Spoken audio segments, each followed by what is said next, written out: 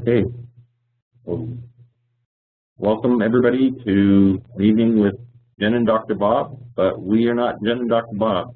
I'm Master Andy, and with me on the other end of the line is Sue. We're hosting tonight while Jen and Dr. Bob are off in California on a little vacation.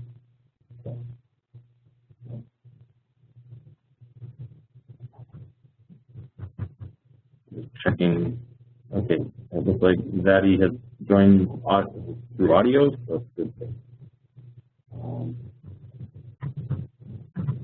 So the topic for tonight that we are going to want to discuss is facing your desires that may cause shame. This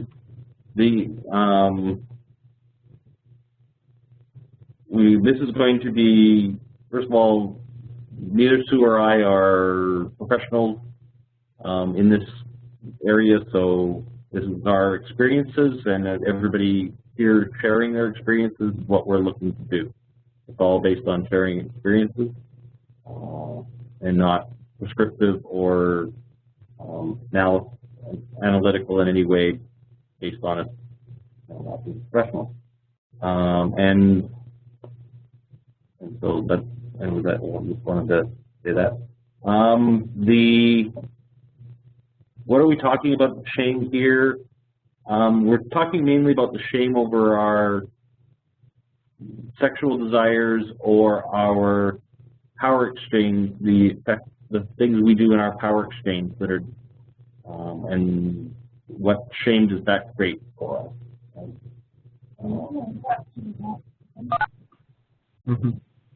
Oh.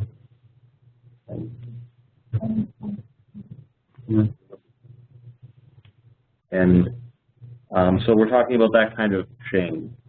And so then we're going to discuss some techniques around dealing with these, how we can challenge our shame or how we can deal with our shame as we move through this and talk about this in the discussion. So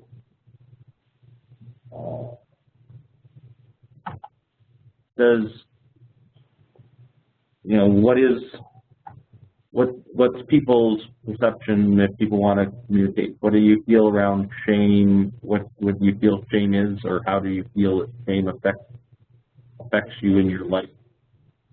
Oh.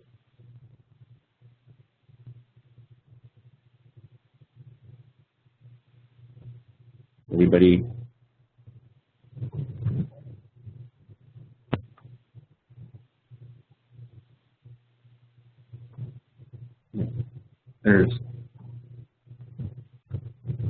So this is we can do this two ways. We can do this kind of like a presentation, but it's mainly we would like to do this as a discussion. But if people want to, I can work through the material a little bit.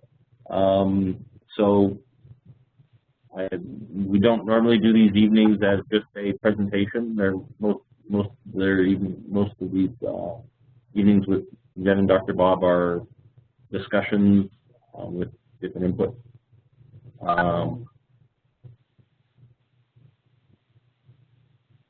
So comment from HypnoFun. I noticed during a play session sometimes the submissive is enjoying the scene, but as soon as they orgasm, you come back to reality and they feel ashamed of what has just happened. Everybody, does that kind of that's very common in our community, is that we are very interested in our sexual desires. We want to go do things. We want to experience these things, but afterwards, participants.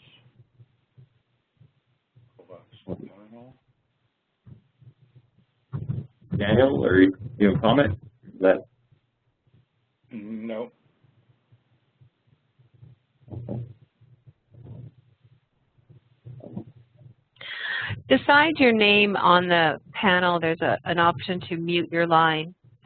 If people want to do that, it That way it just kind of keeps the call a little more coherent. I think with shame, it's important to remember that a lot of our shame stems from things that happened long before we even comprehended that shame was being instilled in us. Our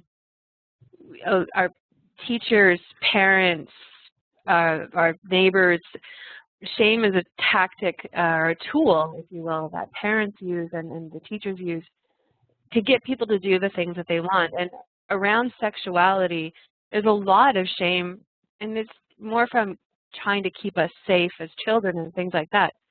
So to like HypnoFun's comment about coming out of it and feeling a lot of shame for having enjoyed it, I know for myself, I enjoy a lot of terror play and I enjoy a lot of rape fantasy plays, and it does get very dark. And then I feel very bad and very shamed of having enjoyed it. And that's part of, what tonight's discussion is about, is how do you help deal with those things, and that it's not uncommon for everybody to feel a certain amount of shame about the things that they do.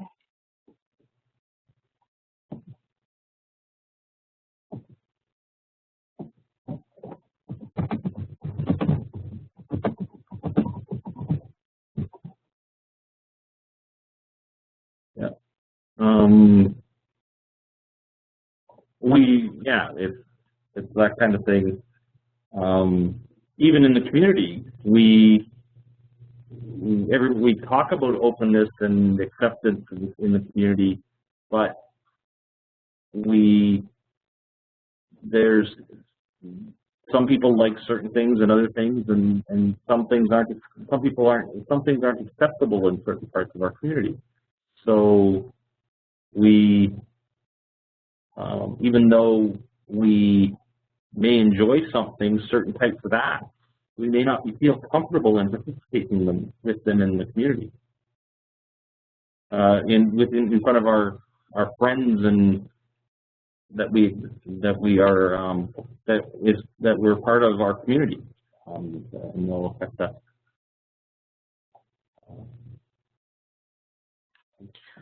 Just to read Nikita and Ursula's comment here, because I think it's a really good point as well, is that shame is, I'm paraphrasing it, it's a lot of society's expectations and things that they learned without even realizing that it was going on, and that they felt the shame. And that's one of the steps of starting to heal the process of shame, is understanding what shame feels like for you in your behavior and in your body. Like, do you get a tightening in your chest, or do you start to sweat when you're feeling shame? Do you feel a bit of panic? And what other types of behaviors come into play to help you recognize the shame that you're feeling, so that you can think back to where did that start in your life, and what's your first memory of that feeling of being ashamed of that.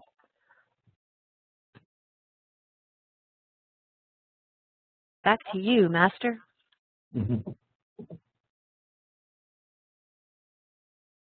Or anyone else who has a comment. Yeah. I'm just trying to, there was a comment about the video is switching so that it's not always on me until other people are getting a black screen. I'm trying to figure out how to get the video. This is Ursula here. Just further to my comment, a very basic shame that a lot of people have is a lot of women are ashamed to be seen naked. And it's a very common thing. And where I grew up, it was more common for us to have nude beaches than beaches with bathing suits.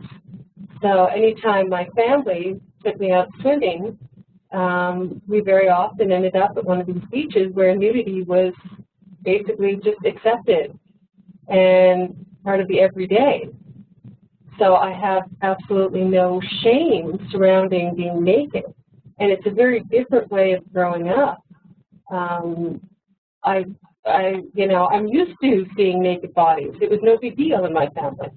But a lot of women I know are ashamed of just being seen naked, for example. That's very different based on different cultures.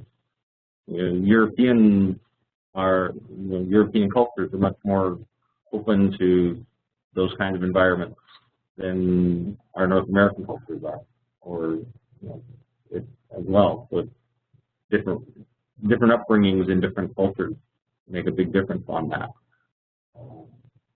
And that's how we, and that comes even as, and so how do we deal with that? How do we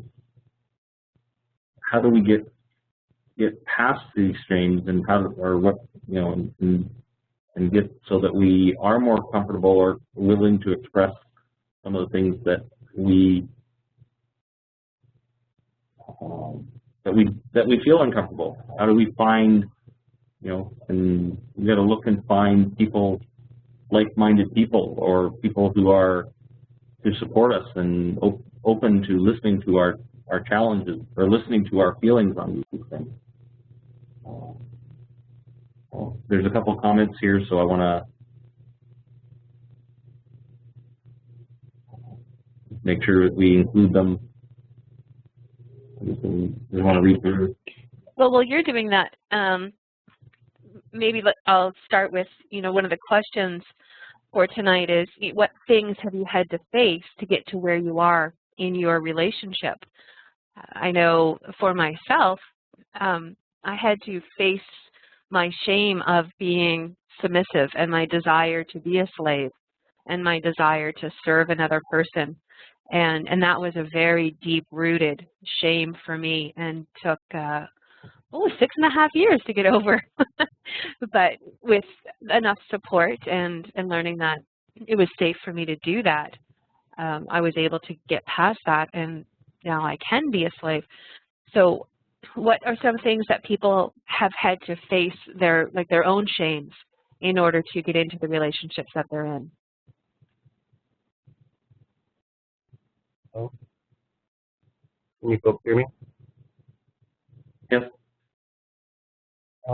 So I'm in a BDLG relationship, and so it's particularly vulnerable for me, both in society and the community. That's not very well understood, and there's a lot of misunderstanding and judgment around that. And so being able to even seek that kind of a power imbalance relationship, and then feeling like I belong to the community is hard for me. I know that when I went to my first public meeting, I met somebody with a master who was teaching, presenting at a professional conference in the field that I'm in, and that's how I learned about this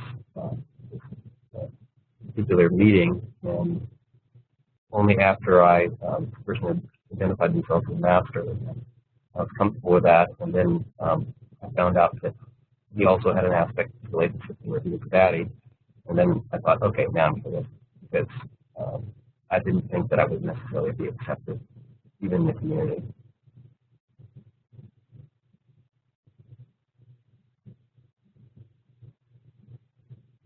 And that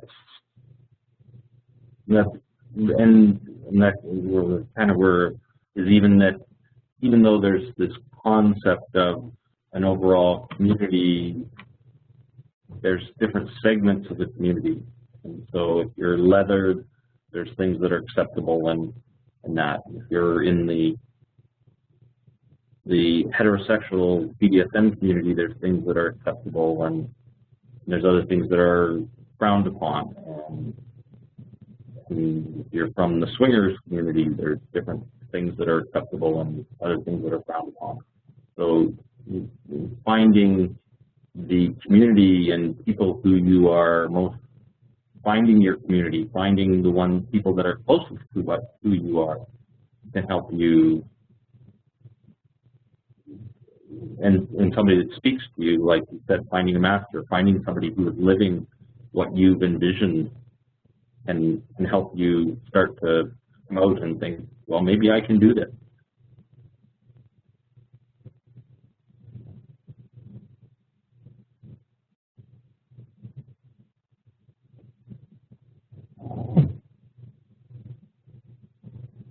I also noted Yeah, go ahead. Ursula's comment there on masturbation with an audience. And for me, I'm still at a place where I'm working up to playing in public, and I had my partner and I were planning on doing that, and we got there and we were there for a day or so and ready to have a play party, and she was all dressed and I was all dressed, and we thought we were going to be able to do it. And on the way out of the cabin over to the play party, she looked at me and says, "I'm not sure I can do this," you know, and that whole thing about being able to do that in public, especially in different types of scenes and so forth, I mean, is a big deal, especially when it overlaps for her. It overlaps with her with an anxiety disorder. She, you know, almost had panic attacks at that point in time, and I had to realize, okay, you know, even though she's, you know, she's submissive to me, I had to realize that there's no way she can do this, and I didn't make her. I didn't ask her to, but it was just like being able to recognize where we're at with certain things around anxiety and so forth, and having the dynamic be able to support that as well. When it happens, it's really cool, but when it doesn't happen right for us, I think it's a hard experience.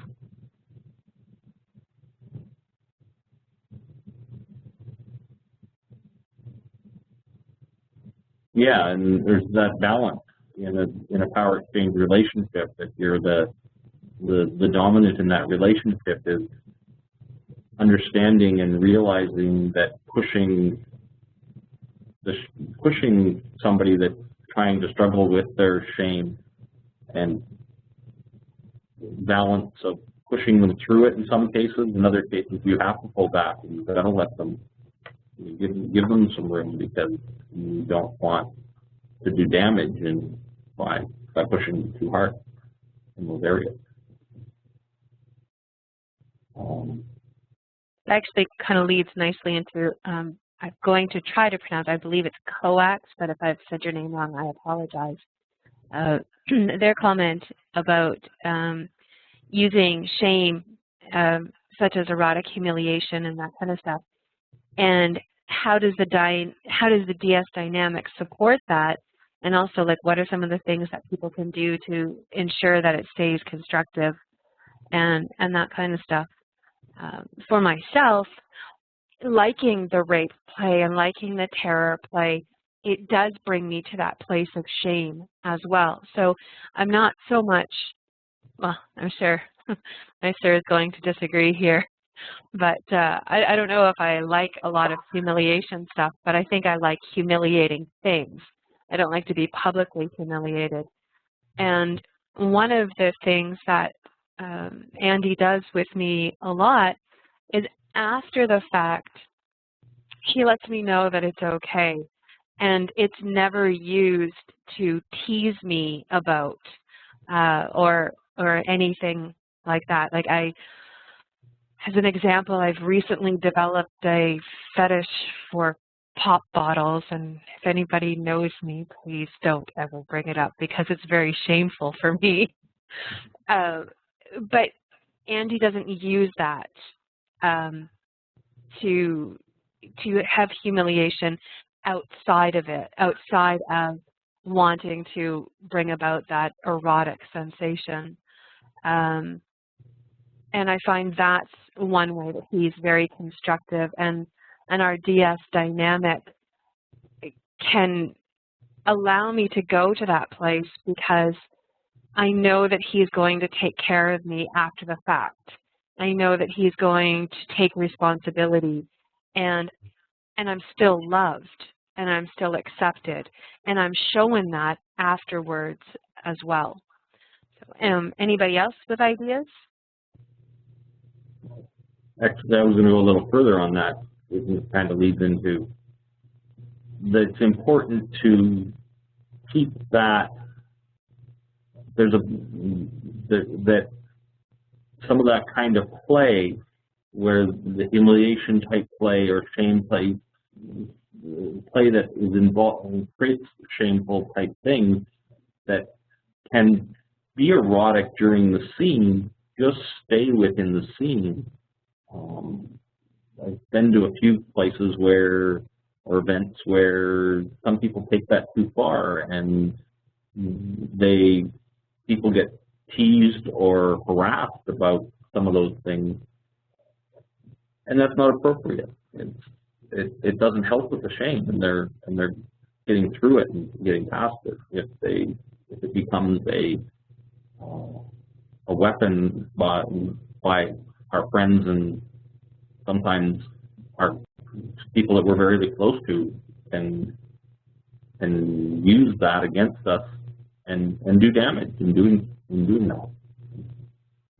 I think that's the balance, and that's where the constructive concept Sue was mentioning in the specific scenario, that's only within the scene, only within our sexual play that we bring that out, and it never comes up as discussion when we're sitting in the living room or at the dinner table or anything like that, because that would just break down that would just increase the shame of that situation.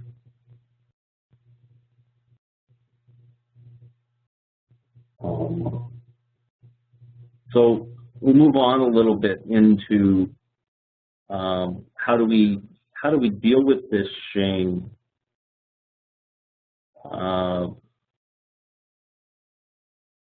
and how do we try to deal with these things? One of the biggest things, first of all, is to recognize that shame, know what it is, recognize that you have it, and so you can feel timid or unsure of doing something, and why do you feel unsure about it? What is it? So how do you so figuring out what was your response, what's causing you to have these responses to this, and putting a name to it. What is that? Defining it. That can be that's your first step. Knowing why, what is it that I'm specifically shameful about? Sometimes that takes a little bit of digging to really figure it out. The comment about masturbation. Well, what is it about the masturbation that's shameful?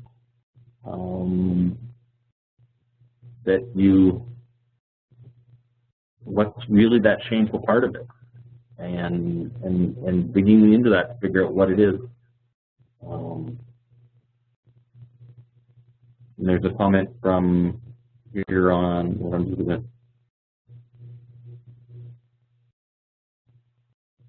Okay, yes, You want to use it in a positive nature, or you want to use it and not in a negative nature? That's great. Yeah, exactly. So that's one of our first steps. Is really identifying what is the shame, and where does it come from? Why do we have this?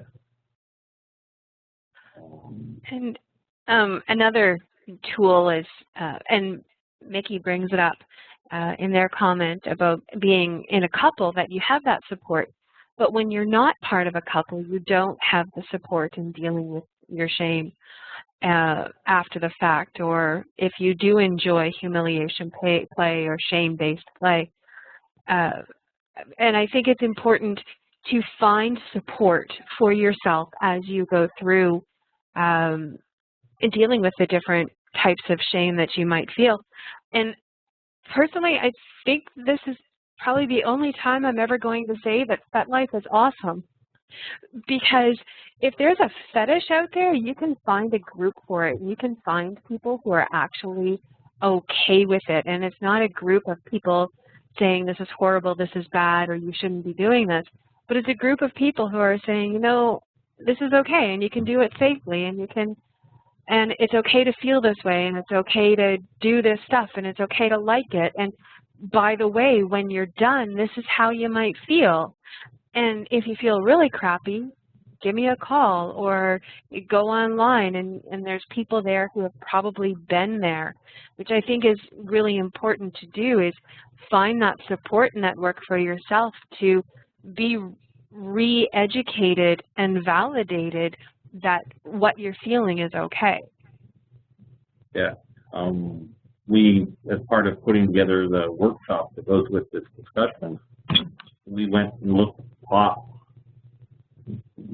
top fetishes on FetLife. You'd be amazed at some of the things that people that are the top fetishes on FetLife. And things, you know, like ass licking or face farting. There's like 20,000 people who are into face farting. So there's lots of people out there that just about no matter what you're shameful of and uncomfortable with, or there's lots of other people that enjoy that. And so way you can look at, wait a minute, there's other people out there that are interested in this same thing that I'm interested in, or that I'm not sure that I'm interested in, and I can go learn more about it.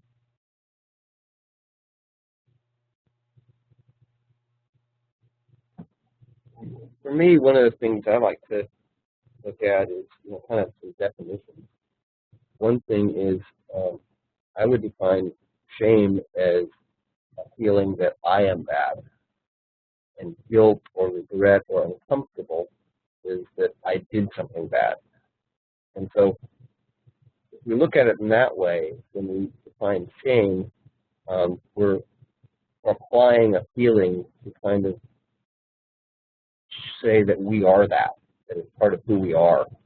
And that may be just a semantic thing, and because I know that we can feel shameful and it not have to be a point of who we are, but to try to differentiate, what the feeling is and where it comes from.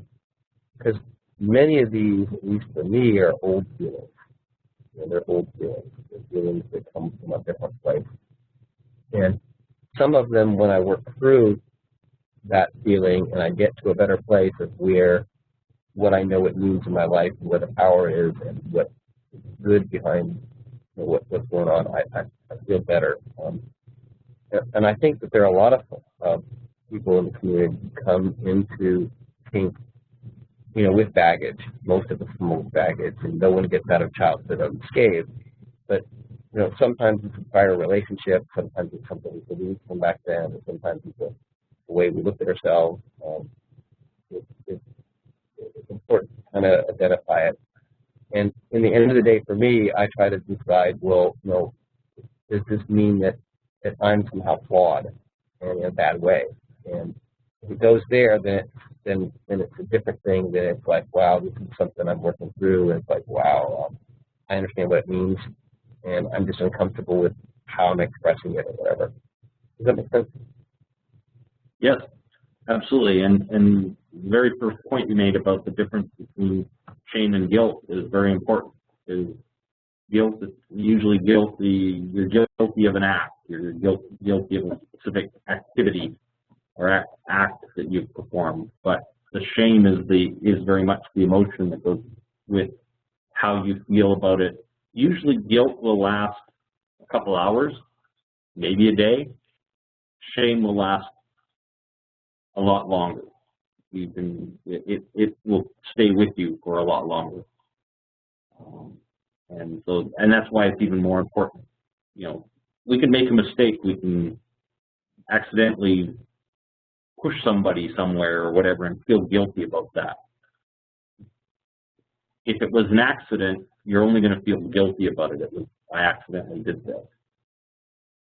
If you like to push people and hurt people and that, maybe there's, it can move to a shame state, a shame thing, because now it's something that's part of you. It's not just a single act or a single activity. It's something that's inside you, and you'll probably manifest some emotions around. So that's a very important distinction.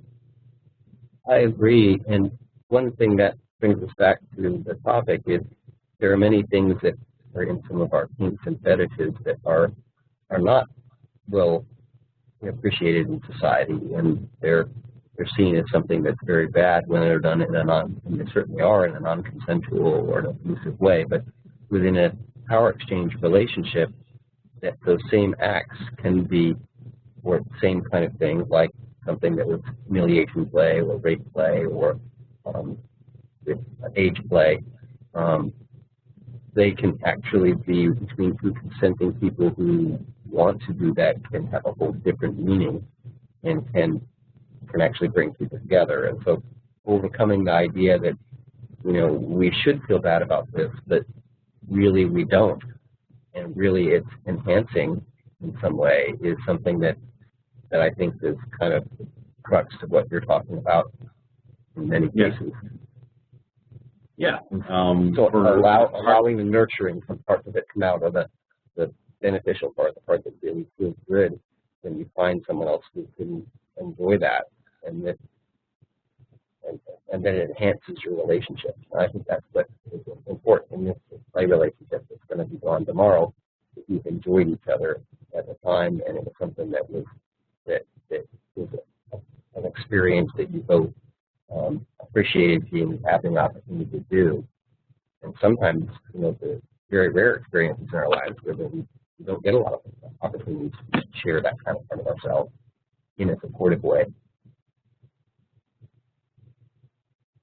Yes, yes, and that usually comes, from what I've seen in our relationship and in the number of years, it comes as you begin to trust each other more in your relationship, and in these kinds of power exchange relationships, trust.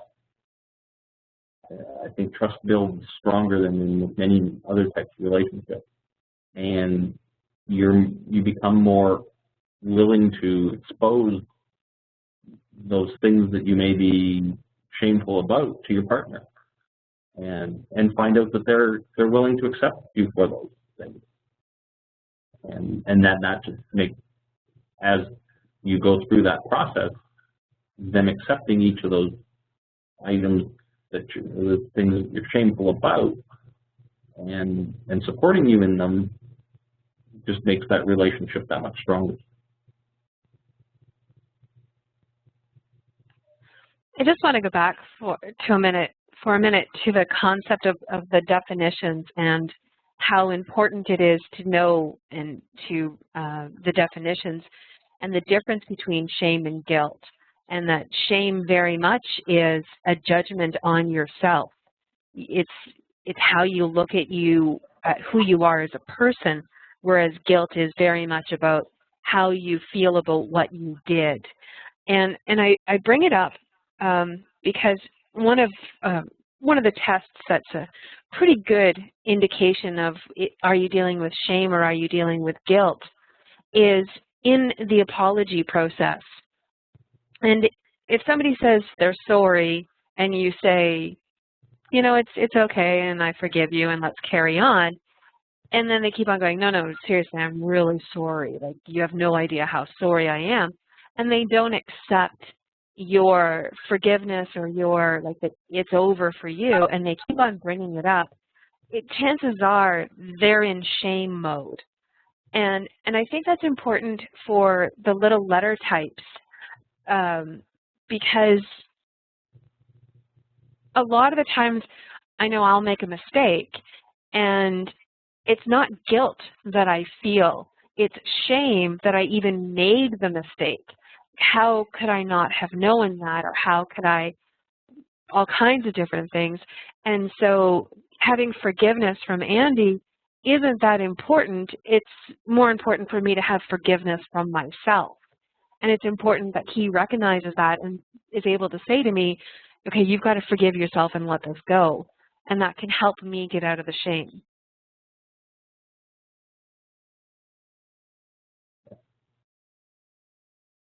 Yeah, very much. So there's a comment from Couse, you know, considering that all shame is negative, or that, you know, the concept that it actually can be experiencing the shame or going through the process of these can actually be therapeutic or can be favored and eroticized. And that kind of goes with the story that Sue gave earlier about the pop bottle. You know, we can save that, we can keep that little piece of shame for special time. We don't use it all the time, because then that would just devalue that. You wouldn't be able to savor it and enjoy it the same as, you know, taking it out once in a while and using that shame as part of our play. So yes, you can very much use it and savor it and enjoy it as part of your as part of who you are, and, you know, accept it as part of who you are. So some of the other things around dealing with our shame, one of the ways that can help us is to share our shame with others and also understand other people's shame and have a discussion with them about our shame, because then we can find out if it's really a shame that we want to deal with or that we want to get past. By sharing it with other people, kind of like the FetLife discussion, using FetLife to sometimes finding somebody local, you know, that we can directly talk to in our local community may be difficult, but we may be able to find somebody on FetLife who has a similar interest, and you can share your different feelings about that and get that out and help each other grow and get past that shame. So that's one there. We talked a little bit about the origins, understanding the origins of our shame. Where did it come from? You know, digging deep and finding out. First of all, we talked about naming it, understanding what is our shame. Where did it come from? Is it from family? Is it from religion? Is it, you know, from our culture? You know, that's going to help us be able to isolate it and put it in a box at some point in time and put it away.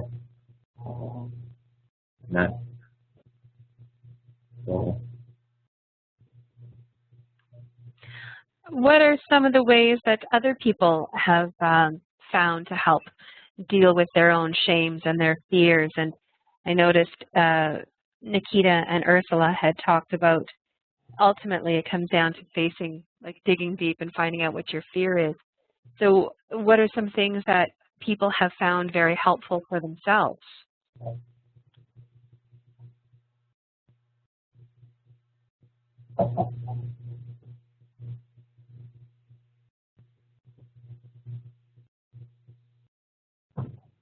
Okay. Well, we'll move. For me, I mean, that dig deep is important. One of the things that I heard early on, which has some resonance to me, and it comes out of the narrative therapy tradition of the fact that we tell ourselves a story and we believe it, and that story helps us give meaning to our lives and how we interpret things. Also means that we can rewrite that story. For me, I realized that I had kind of an imprinting early on in life where I had a pivotal experience that kind of really gave me an attraction in a certain way that, later on in life I realized that it was sexualized, and I really found that as a driving force in some of the things that I was interested in. But I had to go back and kind of re-look at that experience and see what it meant and see how it shaped what I was interested in and so forth. But I know I'm being vague here, but because I want to make it cross across everyone has an idea. I was reading a book on bondage where a woman who's very, very big into bondage now said that, as a certain person early in her life, she had experience with rope that just really almost imprinted her, that she became, fascinated with it. And so it was always something that was part of her. And so for me, looking at some of the basic issues, I look for early stories that I tell myself about things, and I think part of how working through it is I can rewrite that narrative. I can rewrite what it means for me, and I can do that in the sense of acceptance in the community, and how I play that out, and how it impacts others that I seek to play that out with. And now I'm finding a way that it really comes out and it's positive and it's really nurturing for my partner and I to express those things in that way. And so it's really nice. And so rewriting the story, rewriting what the narrative means, giving new meaning to it. That is so true. Especially, that really resonates with me because I've always had a fantasy of being a slave, for me, it was always a certain type of wife. It wasn't, as a child, it wasn't slave, it was a wife. And to me, that was, I serve my husband, and whatever he wants to do, that's exactly what I do. And a lot of my upbringing was, I really took that in. And then in my life, I rewrote that story to be, that was bad, that was horrible. And then when I challenged it again, it was able to rewrite it again. So I love that point about you can choose to rewrite your story about it and what you tell yourself about it. And all of the things that I've felt so much shame about in my life, I now embrace and I see as such incredible things about me. And I'm very fortunate to have somebody who also sees them as incredible things in me as well. And we just happen to match that way. But I really love that point of you can rewrite your own narrative around it.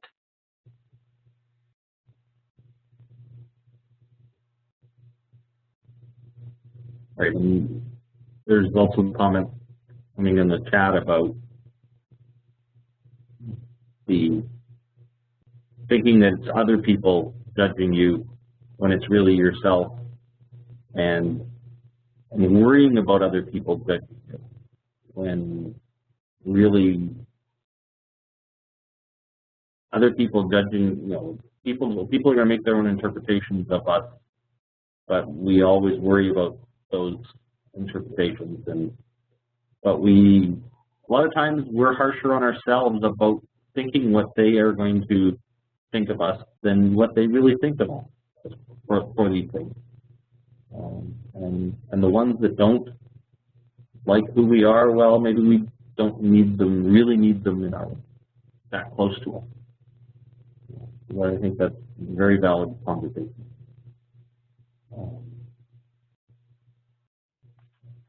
I like it when I don't like somebody and they don't like me, because that means that I'm right in not liking them. Because if they don't like me, then they don't see anything in me that's worth liking, because we're opposite people, because we're different people. And so then I don't feel bad about seeing bad things in them, if that makes any sense at all.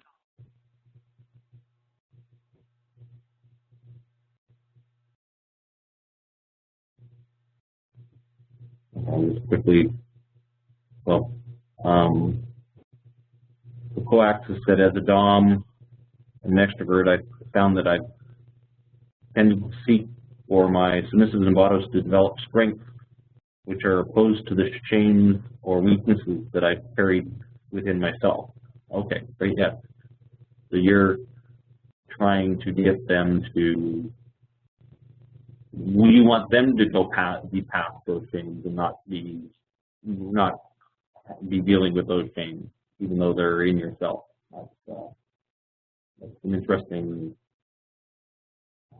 It's kind of like the concept of projection, a little bit different, but it's you want people to be dealing with issues that you're dealing with yourself, whether it's really an issue for them.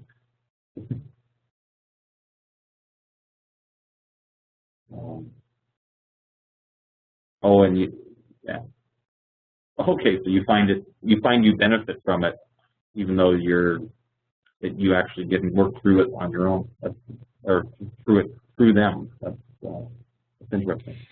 It does make it a little bit easier to do it that way, just from being able to be emotionally removed from the situation, but see how people are reacting to it, and not having your own emotions attached to all the different moving parts of the situation. You can really question your own thoughts and beliefs about it, especially when you're trying to help somebody else through it, and you're trying to do that as authentically and as positively and supportively as you can. You really do look at, wow, how do I really feel about that? And you end up challenging yourself. Helping a friend go through a tough time in their life, I've learned so much about myself just by recognizing their process and being in the same place that I feel I am. So again, I think it just validates how important it is to surround yourself by the people who have the same interests that you do, so that when those feelings of shame come up, you can work through your own vicariously through them.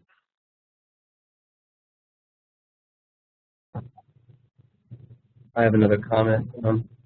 It's very common in relationships. Once a relationship deepens to the point of trust and sustains that trust for a period of time, that we will project upon the other the things that weren't worked out in us.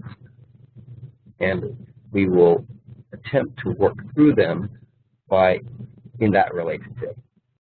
And if that can happen, and that other person can be supportive and help us work through those issues and be vulnerable and grow, then we can really heal portions of ourselves that were undone by things in the past, or not necessarily something bad that happened, but maybe a milestone that we didn't reach, or something that we felt like we couldn't do that we felt we needed to do, and now we frequently will project that on the person because it's safe. Now we're in a safe relationship, and we can let that out. And we frequently don't realize we're doing that. And I think that frequently we'll come up with the shame pieces, so we will maybe even,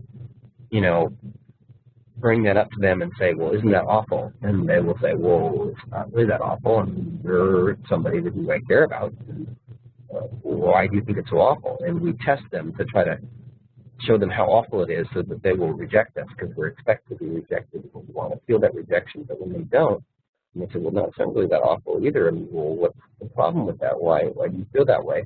And they help support us. And we go, really, you're not going to reject me? We can feel connected, and they can work through what that was about and get to the next level, the onion down underneath, and find out where that was and find the legitimate human need that underlines most, strong emotions. There's usually some legitimate human need underneath there that we need to be, that shame or some surface emotions cover up. And so anyway, it's a real, you see it over and over and over in relationships, that when even to a certain point, all of a sudden people think that they have problems because all of a sudden they're acting a different way and they're, blaming me and there's the bad things about. Well, actually, what's happening is they're trying to work it out. It's neat when the relationships can sustain one another to help walk through that. So, for me, when a submissive or a friend or someone in the community or even in another relationship starts, we have a good connection and they start almost like freaking out, and saying bad things about themselves or acting out in a way that will almost like threaten the relationship, I have to stop and say, maybe they're working through stuff. And that's when abandonment, I can't abandon them. If I embrace them, help them, all of a sudden we work through it and they're much more connected and they're healed a little part of themselves and put together better. That makes sense. But it's common and it happens, and it also breaks up a lot of relationships, and my guess it would break up a lot of BS relationships as well, because especially in submissive mode, the submissive starts, the bottom starts working through stuff and projects it on the relationship, and the relationship wasn't built for that. And my guess is that there's some upsets that happen that way, when in fact it's part of the deepening, could be part of the deepening process. Yes, and in a lot of cases, you want to call it acting out or putting their baggage on the table, and they're looking for you to accept their baggage. And as a dominant, are you going to accept them for who they are? And as you get further into that trust cycle, deeper trust, they're willing to put more of that baggage out on the table and expecting you to accept that. And same in friendships or in other relationships. Is as you build a tighter relationship, you can expose more of that to those people that you have a tighter bond with. And then those people, by them accepting you for who you are, accepting that, you putting that shame out on the table, actually helps you work through it.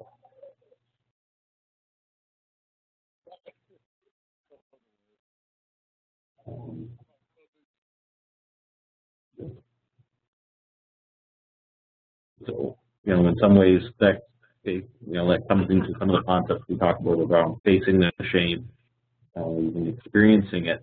So that's another thing is going out, and it was mentioned a little earlier, going out and experiencing the shame and enjoying it, and using it. Is the more if we can go through the actions of experiencing the shame, sometimes that'll help us go through it as long as we don't push too hard, as was mentioned earlier. We have to do it, we have to manage that appropriately, but we're working through our shame through reenactment or like some of the sexual acts that we do, there's shame involved in them, and they help us. They help us heal. Not that kink or our sexual acts are a replacement for proper therapy in cases where it's needed. They can help us with our heal.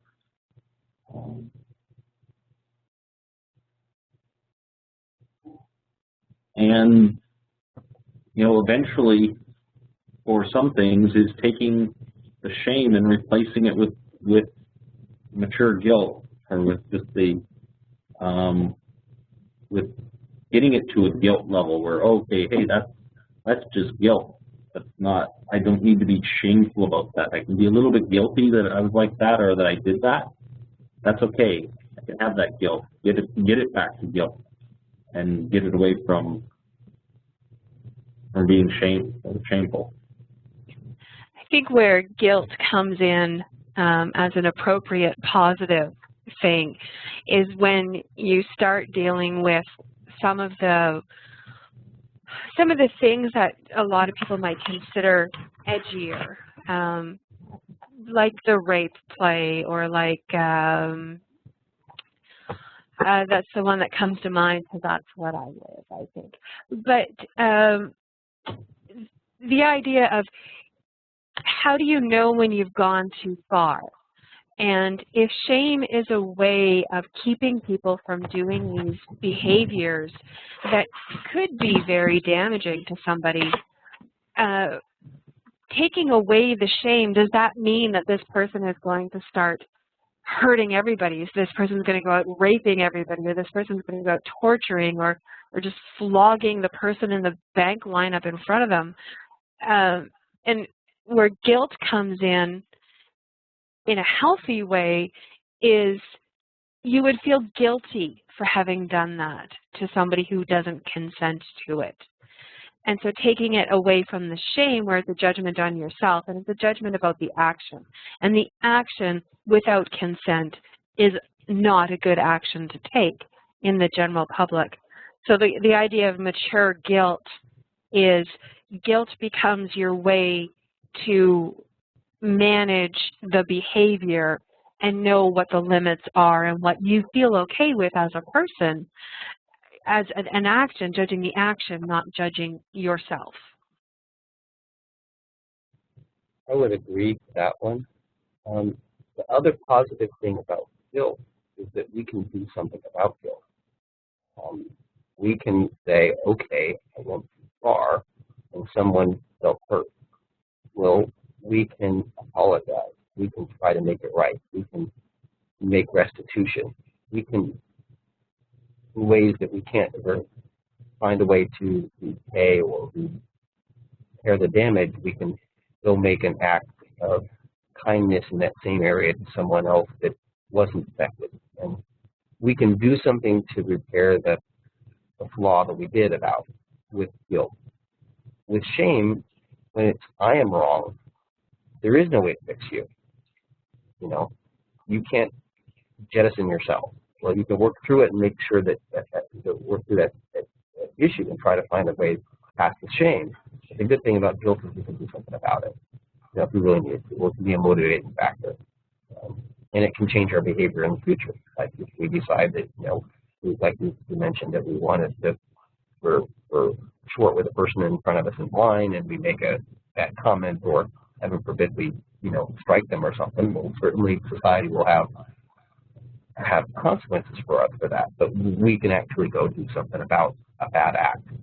And so rewriting what things mean to us can help us be better. And in play, I mean, there's times when in play we try to create a scenario where we're going to feel shameful or guilty.